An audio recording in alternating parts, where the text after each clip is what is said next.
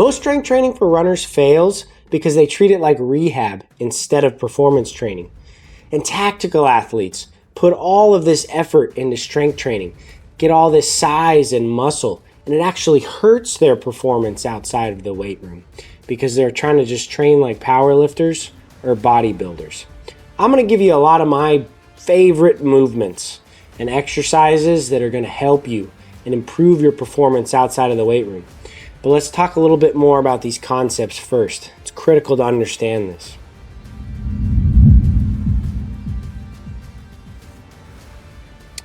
Runners often aren't doing enough.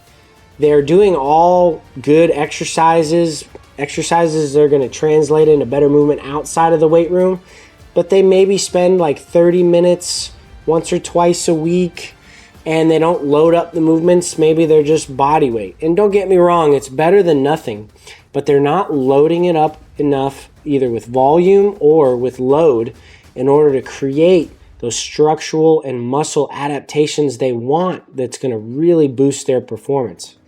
Tactical athletes have a little bit different of a problem. They just try to do way too much of both worlds. And they try to mash together a full running or endurance program and a full strength program. Usually that's powerlifting or bodybuilding, neither of which are designed for runners. They're designed for a full-time powerlifter or bodybuilder. They're not designed to improve your movement either. But when you just try to do two programs at once, your stress cup gets overfilled. You can only have so much stress in the body. Stressing comes in many different ways. Exercise is stress. Sleep could be a stressor, maybe not. Food could be a stressor, could be a de-stressor, etc. But if you're just filling up your stress cup with both strength and endurance, it's going to overflow, you're going to overtrain, and then you're going to plateau and your performance decreases. So we need to train with minimal effective volumes, and for people that are trying to balance strength and endurance and improve both simultaneously for long periods of time, years and years and years, you need to do it right and be somewhere in the middle. So without further ado, here's some of the favorite movements that I just incorporate, in almost all of my strength systems that just have been tried and true. And they're oftentimes types of movements that are forgotten or left out in most of the common programs that I see out there, especially with powerlifters and bodybuilders. These first few exercises are all about strengthening the foot and the lower leg. I love this first one and I do it a lot before workouts and then oftentimes load it up during workouts, but it's a single leg floating heel balance. The foot is the most forgotten piece of the chain and we put so much force into it. This one is really going to light up all your balancing muscles. It's going to strengthen your arch and your ankle and your calf and get a great long isometric on your lower leg. So include this one a lot. And then other than just basic calf raises to strengthen your calves, this toe walk is now a more dynamic way of strengthening the foot, the arch, the calf, and then just a loaded carry at the same time. And now that we're stepping, we're going to just be absorbing a little bit of force, which is very critical with running. Check out the links down below for exercise video links where I go into a little bit more of a deep dive on all of these, and then you can really see how to do them correctly. Hamstring curls. So much knee pain can be prevented with a good hamstring curl.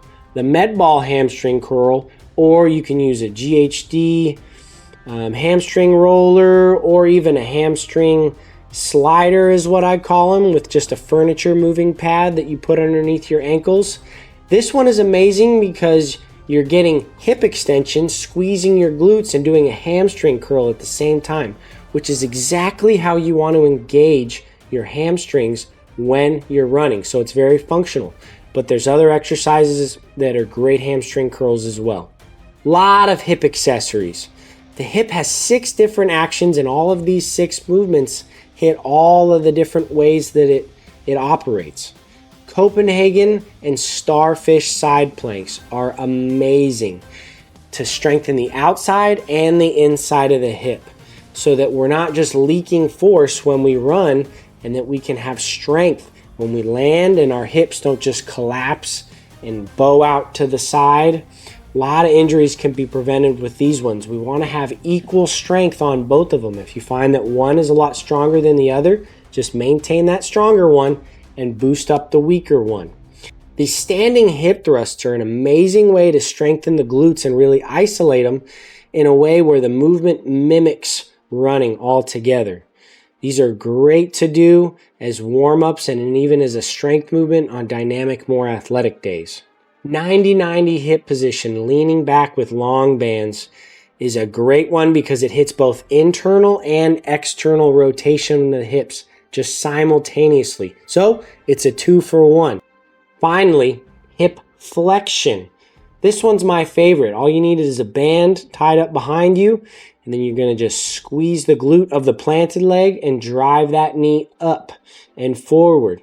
This is critical for running performance, because while the most important part of our stride is extending the hip with our glute, we are then going to allow that extended leg to just swing forward naturally and then follow through with the hip flexor with a high knee.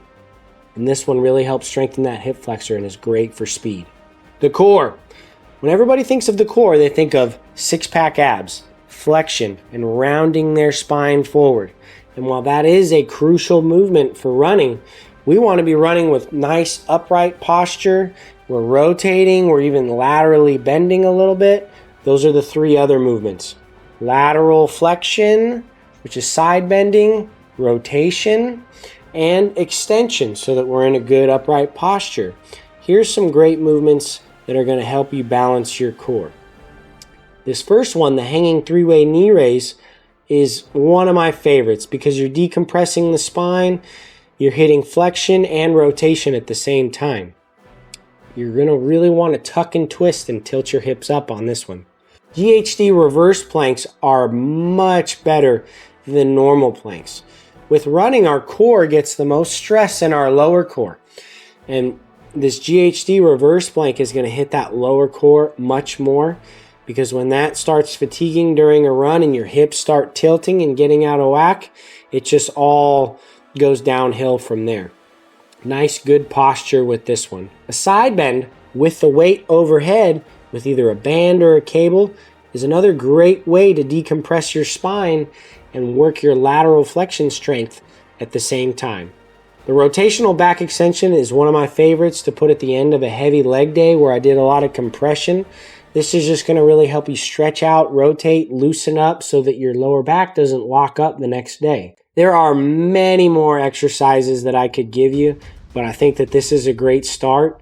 So just in conclusion, train with movements that are going to improve your performance outside of the weight room. Use minimal effective volumes, which just allow you to do the minimum amount while still getting stronger at the same time. The key word is effective. This is going to allow you to just train year-round and get stronger year after year, build your endurance simultaneously year after year, and not get injured with overuse injuries and just plateau with your performance because you overdo it and overstress your body.